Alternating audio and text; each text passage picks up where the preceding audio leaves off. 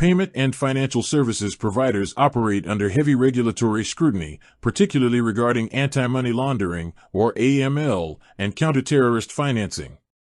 So, has the French payment institution Lemonway faced sanctions or fines from regulators? The answer is yes, they have. Lemonway has been subject to penalties from at least 2 different European financial authorities for compliance failures. The first significant sanction was issued in France by the Autorité de Contrôle Prudentiel et de Résolution, or ACPR, which is the French Prudential Supervision and Resolution Authority.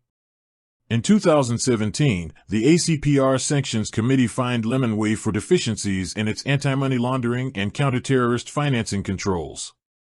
This was a notable case that put the spotlight on the compliance responsibilities of rapidly growing fintech companies. More recently, in May 2025, Lemonway was also fined by the Bank of Italy, or Banca d'Italia, for serious anti-money laundering failings related to its operations in Italy. The fine, set at €100,000, cited deficient organizational controls, inadequate customer due diligence procedures, and a lack of active collaboration in identifying suspicious activity.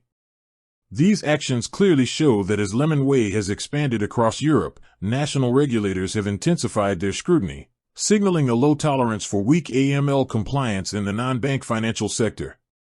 These fines serve as a costly reminder of the need for payment service providers to maintain robust and rigorous compliance frameworks in every jurisdiction they operate in.